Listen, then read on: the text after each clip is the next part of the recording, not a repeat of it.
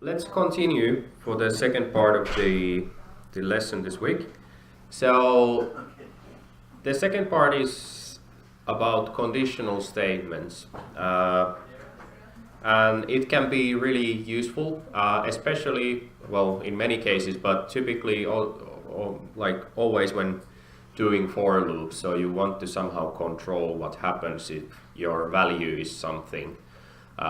So that's kind of the basic idea of the thing. So again, we have the materials here on the website. So under the conditional statements, we have the materials, and then you have the binder that you can launch, or the CSC notebook version of the lesson. So I have it here already opened, and so let's take a simple example of how conditional statements might be useful.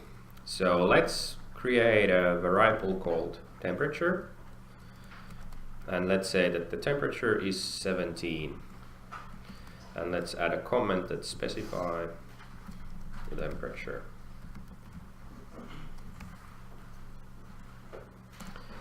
And let's create a conditional statement. Make this a bit bigger.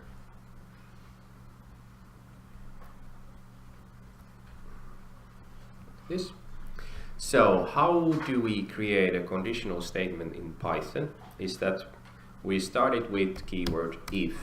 So if something is something, if something happens, do something. So we can make a conditional statement say that if temperature, which is the variable here, so if temperature is higher than 25, we can say that, oh God, it is hot. At least in the mild Finnish summers, 25 can already be quite nice and hot. But if it's less than 25, we can say that, well, it is not hot. So when we execute this, let's see what happens. So we have the temperature 17, and then we have a couple of conditional statements, and we have an output here saying it is not hot. So when we are kind of going through what happens in here, so basically we have one condition here saying that if this temperature variable is higher than 25, which is a number, in our case is the temperature, it should print it is hot. But in every other case, if that is not true, it should print it is not hot. So because we had value 17 here, basically we had the output of it is not hot. But if we would modify this, for example, to 26 and do the same thing, well, surprise, surprise, this condition becomes true, so that the temperature is higher than 25, and then we will get the it is hot statement in here. So this works, and how do you define in Python a conditional statement? It works in a bit similar manner as when doing a for loop. So we have a keyword if, so if something is true or false, and what that something is, in this case it's the variable temperature, and if it's higher, and this can be different things, it can be equals to if it's smaller and so on, but in this case it's higher than 25, do something. And again, so we need to specify what is the condition that we are testing, and then we need to specify, we need to put colon in here, and then again inside, or well, inside indentation code block. So in a similar manner as with loop, so if this is true, then do something. And again, what is that do something? That is what we specify inside this indentation here. So either by putting 4 spaces or using tabulator to do the thing. So that's how it works.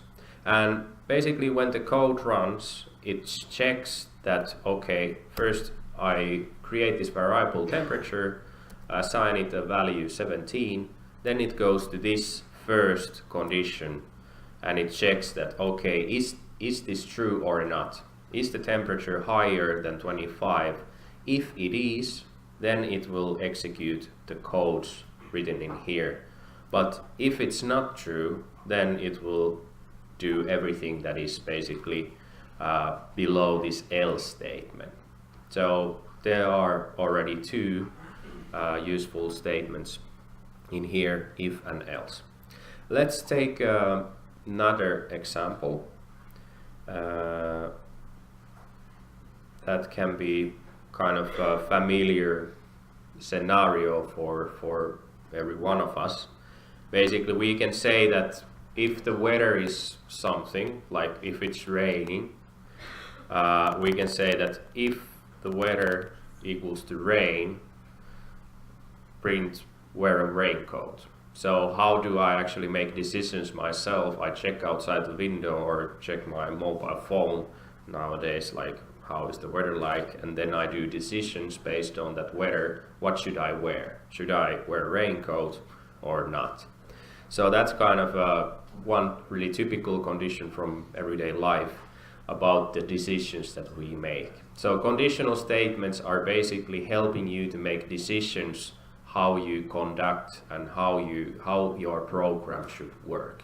And that is of course quite crucial and important thing in programming, that you decide what it should be doing.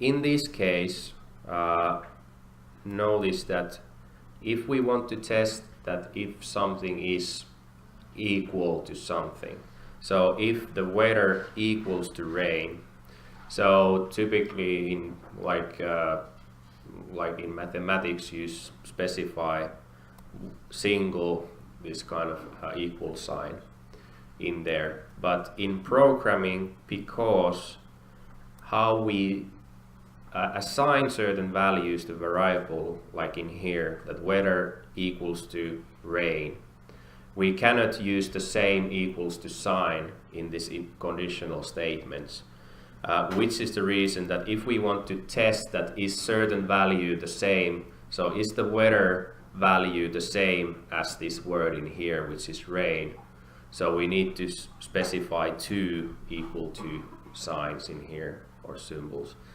And that is how we kind of do that kind of test. And then in otherwise it is not needed.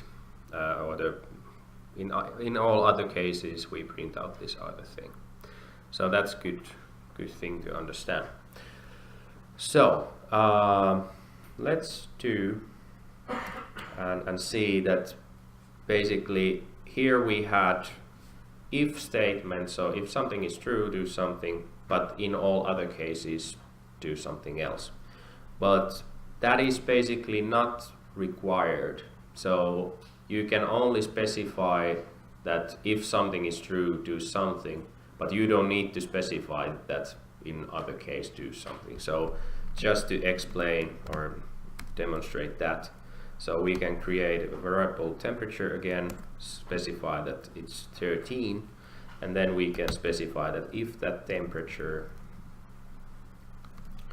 is larger than 25, we can print that, well, 13 is greater than 25. This can again be anything that you want to do with that value, but this is something that we can do. And when we execute this thing, so it works okay, but it doesn't print anything. And this is exactly because we didn't say that if this is not true, you should do something. So now what happened is that if it basically checked that, okay, is this temperature value larger than that 25? And if it is true, it does something. But in other case, there is no other tests conditions in here. So it just doesn't do anything. So just kind of a remark on the thing that you don't necessarily need to specify else, but typically you want to.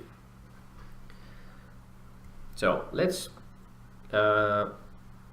create again and specify that the temperature equals to -3.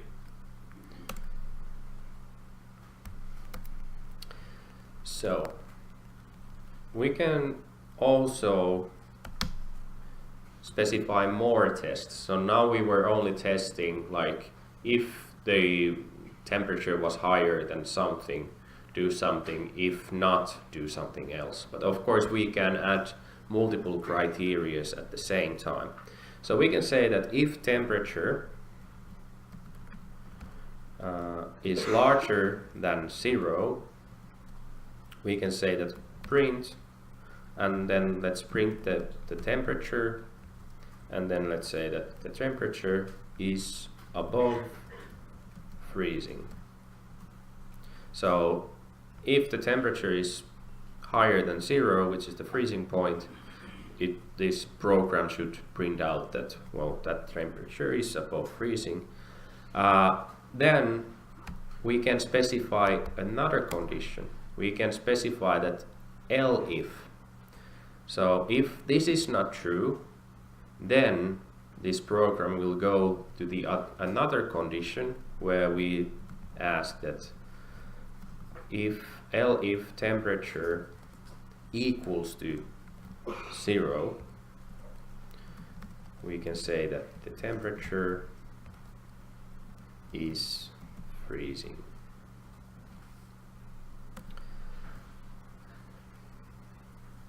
Let's say at freezing point. So at 0 degrees things start to freeze.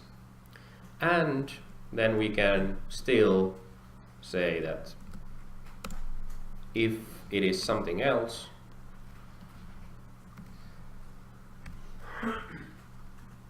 we can say that it's below freezing. So the temperature is below freezing. And let's see, what do we have in here? Well, we have -3, and what we will get out is -3 is below freezing. So indeed we have the temperature -3, then we have 3 conditions. So if the temperature is above 0, it will print out something, but if that is not true, how the program continues is that it will go to the next conditional statement if it's mentioned here, if it's written. It will check that if the temperature equals to, so it's exactly 0, then it will basically kind of execute this stuff that is in here, and in every other case it will basically say that it's below freezing. So that is kind of it's fairly straightforward thing and fairly logical, I would assume, like how these things work. And you can specify as many conditions as you want. So here we had 3, but we can also say that, well, we can add that elif temperature, let's say, is above that 25, print temperature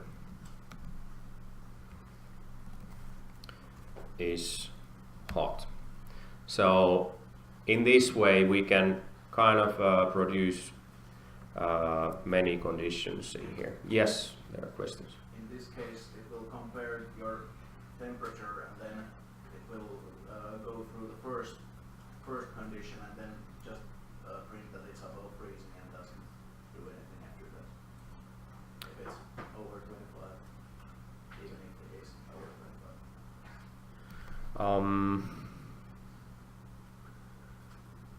If the if executes, it won't look at the else, right? Yeah, that is the good point. Yeah, now I get it. And exactly that is really good point that he made.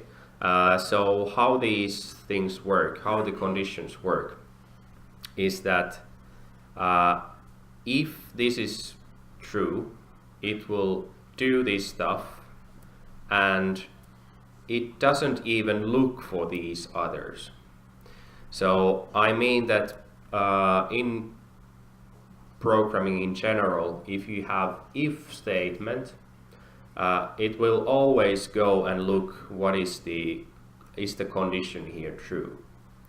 And if this is true, and if you have specified this elif, so this will be only checked if this is not true, and the same applies in here, and the same applies in here. So this is kind of way, if you think about efficiency perspective. So we could write this in this manner as well. So if we change these if and elif statements into this manner, now what will happen is that it will check this one first, that if temperature equals above 0, it will do this. But then it will continue and it will meet another if statement. Then it will also check that, okay, if temperature equals to 0, it will do this thing. And then it finds another if statement again. And again, it will basically check, is this true or not? And then it will kind of work accordingly if it's true. So this is kind of a difference between if and elif.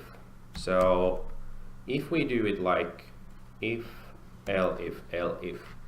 So this kind of makes your code much actually more efficient, and also it might change the behavior of your program depending of how do you define these things. But this elif kind of works only if this first one wasn't true, then it will check this one. And if this second condition wasn't true, only in that case it will check the third condition. And only if that is not true, it will check the last else statement. So there is a difference between if and elif. If you want to check all the conditions, so if you for someone want to understand that if temperature equals is higher than 0, you will do something. But if you for some reason want to also check that is the temperature 0, then you would use another if statement. But of course, if we see that if the temperature variable here is above 0, we can already kind of know that, okay, any other conditions that we have mentioned here, well, the 25 is basically, that's kind of the point from him, so it will not be actually checked because this is always true, the first one in here. We can do it like this. It's freezing cold below -25. So in this case we would actually check this value, because now if this isn't true, so it's not above freezing. If it's not exactly at freezing point, it would go third one and check that if it's below -25, it's freezing cold. But if it's not, then it's just below freezing. So that's kind of the how things work in here. And yeah, and you need to, when defining these conditional statements, you are, especially when using the elif, you need to be careful how do you define, so that the kind of a logical structure functions as you would assume it to function. As in this case, I already had a mistake in here, because I defined a condition that would have never been checked, because the first condition would always, if the temperature is plus 25, the first condition was checking that is it above 0, and of course this, let's put it back, this condition would have never been catched, because it always meets this one and doesn't ever check this. Yeah, good. But this is kind of how we do conditions. You will practice a lot of them, and it is fairly, I think, fairly straightforward, especially these kind of simple ones. And there are different operators that you can use. So here is a larger. So typical mathematical operator. So you have less than operator is this sign. You can also check, is it less than or equal to some number. It's like this. This double equal to sign is equal to, greater than or equal to, greater than. And this explanation mark equal to mark sign is same as not equal to. So these are the kind of operators that you can use, and they are quite, of course, important and handy in many occasions. This not equal to sign is actually, or operator, is quite useful in many cases, so you might use that every now and then. So then again we have another poll question. Let's set it up.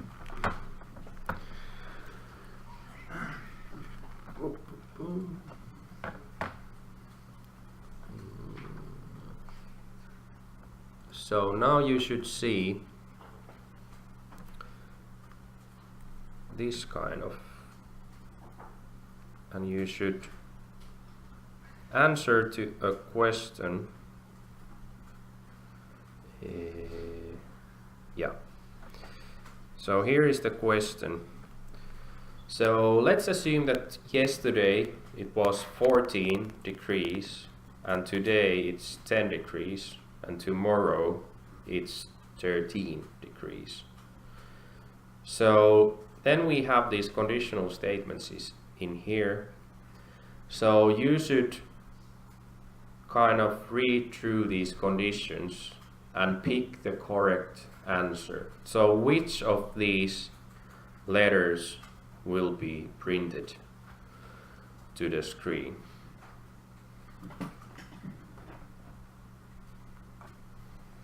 And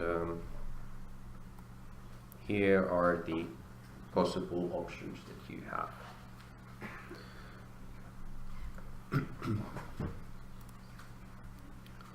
And here we have the current situation. It seems that only B seems to be leading.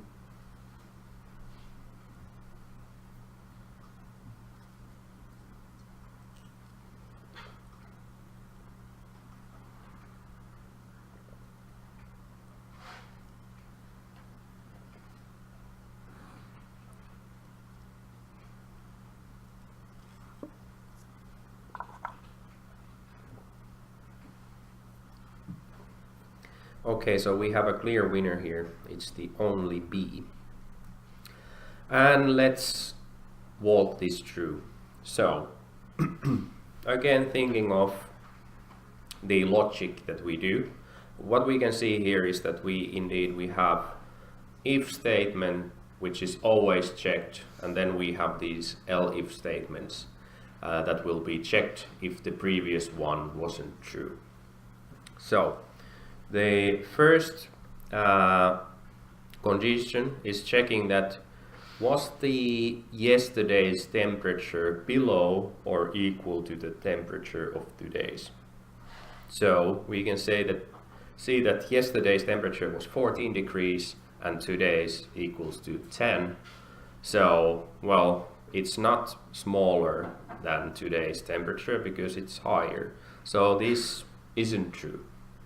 Then we go to the next statement that says that if today's temperature is different than tomorrow's temperature. Well, today's temperature is 10 and tomorrow's temperature is 13. So, well, we have a match. This condition is true. So what happens is that it will print out the stuff from this code block, which is B, and which was the most voted answer, is correct. And that's especially true because we only had else-if statements after that. So that was the correct answer. But if we would have had if statements in here, we would basically continue and check the conditions, and we would have had a different statements or different answers, so combinations of these. But in here, because we only continue if something is not true, the B is the correct answer. Is the difference between if and else and how they kind of work together, is it more or less clear? How many of you kind of get it? Good? Most of you. That's good. I think it's fairly straightforward. So for loops and these kind of conditional statements, you are already getting quite far in terms of doing actual programs. So that's kind of a good thing, and we are already fairly far in terms of doing something useful. So the last thing for today is basically introducing you to the combination of conditions. So of course you might have situations where you need to check that if this value is true and the other one is true or the other one is false, then do something. So it's quite typical that you need to do a combinations of criteria how to work. So let's see an example how we can do that. So let's first create some kind of basic mathematical rules in here. So we can say that if number 1 is larger than 0 and minus 1 is larger than 0, we can print both parts are true. If in other cases, let's say print one part is not true. Let's see. Oops. There's no kernel. Aha, interesting. Okay. If that happens to you, have that happened to you before? I guess might be, but you can select from here what kernel you're using, and it's always the Python 3. Yeah, but now we execute it, and basically what we got out was that one part is not true. So this AND statement, or this AND operator in here, is basically expecting that both of these conditions in here needs to be true so that this code block will be executed. And in our case, we check that, okay, number 1 is larger than 0. Yes, it is true. But then we had the other condition where it said that -1 is larger than 0. And in this case, well, that's not true. -1 is smaller than 0. So in this case, because we had two conditions and we had the AND operator here, both of them need to be true so that this will be executed. But because the other one failed, we have one part is not true, and this is exactly what we will see here. So this was kind of playing with numbers, but let's take another more practical scenario, again thinking about the weather. So let's see that we might have a weather of rain and then it's windy. So we can make conditions based for our life, like what should we do. So we can say that if the weather is rainy and the wind is windy, it's just horrible, so it's just better to stay home, not to go anywhere. But if the weather is rain, it's like, yeah, I'm okay with that. I can just wear a raincoat and live with it. And other cases, if these criteria is not true, then basically I can say that no raincoat needed. You're good to go. Go to work or to the university. So in this case, we specified that the weather is, well, it's rainy, and the wind, it's windy. So basically, based on these criteria and these conditional statements that we have here, both of these was true. So the weather is rainy and the wind is windy. So what we will get out is basically this. So it's just better to stay home. And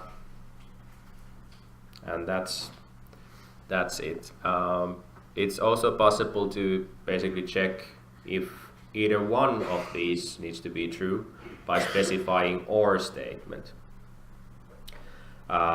It's not actually on the materials, but that's something good to know. So let's make an example of that. So let's make a temperature is 25, weather is sunny. So we can make a kind of similar example that's saying that if temperature is higher than 20, and typically when you have multiple statements or multiple conditions, it's good to put them in brackets. It's not necessarily needed, but it just keeps things better to understand. And then the other statement is, well,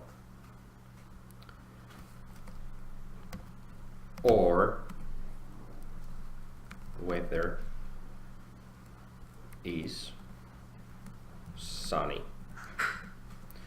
Print wear a t-shirt, else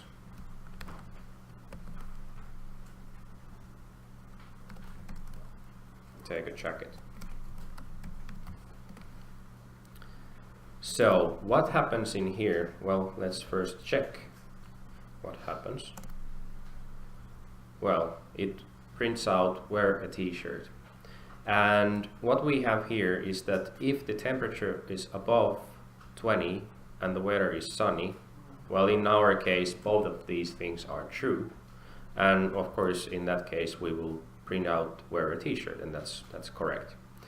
We can also change the temperature to be 15. And let's see what happens now.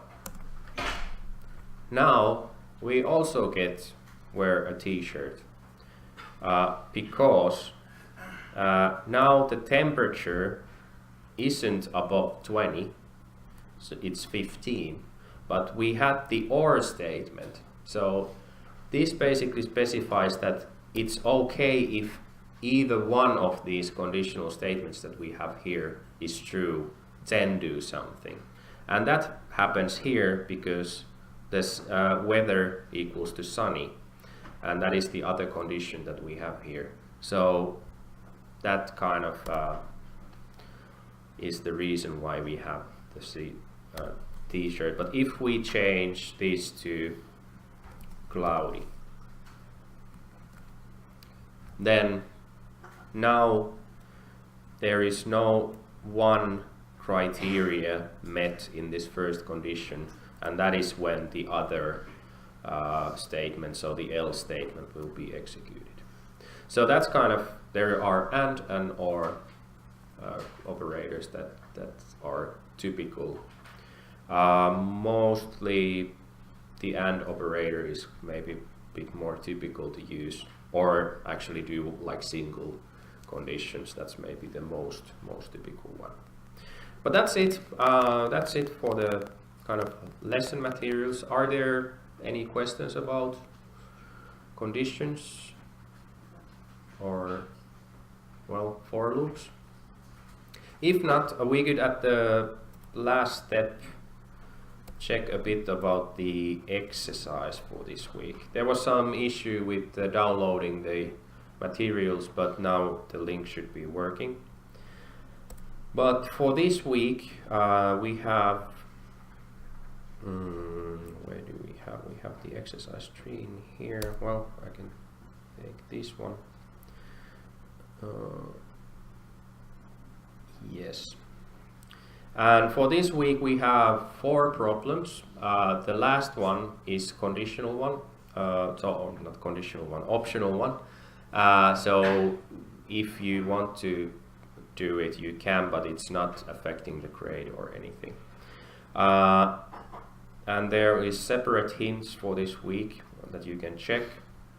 But basically what we are doing and practicing this week starts to be already a bit more like real programming. So the first thing, well, the really first thing before starting, we are at this point starting to use automatic grading system because we have quite many students in here and we have only limited resources. So we are using this system to do it automatically, and it requires a certain version of IPython. You don't really need to even understand fully what this does, but basically what I want you to do is that you execute this cell, and if it says that your system is okay, you can continue, then you're okay and you're good to go. If you use the binder or the CSC notebook system, it should be okay. But if you're using your own computer, this is especially then important to check. But the first problem is about the idea of that you have certain things, like you have a file of some, let's see, buildings, like different kind of buildings. You have schools, hospitals, shops, and so on, and they are all in the same file. And the idea is that you want to separate those into separate output files. So instead of having one file with a lot of data in, you want to kind of separate them to smaller pieces of files. And in this occasion, one really typical thing to do is kind of produce an output file path. We won't be doing this kind of building thing, but what we will do is that, let's open the problem. So these are now on separate IPython notebooks. So what we want to do here is that we want to basically iterate over certain text and certain numbers and produce these kind of output file paths. So we should have output file path saying station0.txt, which could be then the output file that you are producing.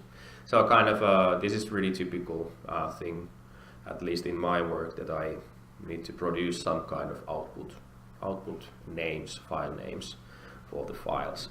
So that's the first thing, and you need to iterate over 0 to 20 using the range function and produce this kind of list. From now on, there are kind of cells where you need to write your code. So in each cell that you need to basically modify, there is this kind of statement in here: replace the error below with your own code. So that is a sign for you that, okay, this is the place where I need to put my code. And you need to remove this error in here when you are doing it. So this is basically telling to our automatic grading system that, okay, if this is here, you haven't actually done the work or written your code in this cell. So remove this and replace it with your own code, as it says in here.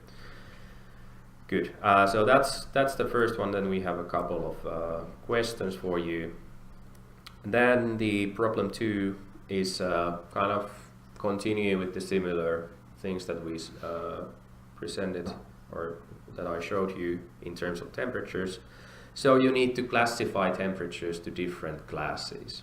So you have a separate list for cold, slippery, comfortable, and warm. And what I want you to do is that you should iterate over temperatures that let's take a look again. So there is a list of temperatures in here, and what I want you to do is that you check each value in that list and assign it to whatever temperature class there is. So there is cold, slippery, comfortable, and warm, and then there are the basically conditions that you need to do and write in Python. And then the third problem, as we are doing geo stuff, so we do something a bit more spatial. So the third problem is basically using the weather station data from Finland. And what we want to do is that we have divided Finland in 4 zones based on the centroid of Finland. And here we can see where it is located. And in this problem, what I want you to do is that you should write a code that checks the coordinates of each of these stations, and it should basically insert it to either northwestern list or zone, northeastern zone, southwest and southeast zone. So you have 4 different lists, and you need to work on the coordinates. Let's take a look what we have. Here is the problem. So as an input data, you have information about the names of those stations. So you have name of each weather station in Finland. Then you have the latitude values, a list of latitude values and list of longitude values. So what you need to do is that you need to find out a way that you actually check that in which location. So first thing to maybe understand is that this first value here is Hanko-Russarö weather station. So this value at index 1 corresponds to the first value in the latitude and the first value in longitude. So there is always a match in these different lists. So yeah, and then you need to basically check that in which geographical zone this station is belonging to, and then you need to append the name of that station to corresponding list. So to list northwest, northeast, southwest, southeast. So already we're kind of approaching to a bit more geographical dilemma or problem here, and we can use programming to actually solve this thing. And this might be already something useful for some purposes. So that's the third problem, and for the maybe a bit more advanced students, there is an extra problem that is a bit more maybe tricky to solve. But in this last problem, I want you to create these kind of shapes. So one is this kind of a block of these star symbols or asterisks. And the second problem is that you should produce this kind of American flag based on those symbols. And you should only work on this kind of single character of star in this first one, and then the other one you should work on that star and this kind of variable with one line character. And how you need to work with these is using so-called nested for loops. So if you are not experienced with programming, if you want to crack this problem, you can, but it can be a bit kind of a tricky problem. But if you have earlier experience, this can be a nice kind of not to crack and so on. But you can specify a loop, and inside a loop you can specify another loop, which is called nested loop, and this is basically the approach that you want to use to produce these kind of things.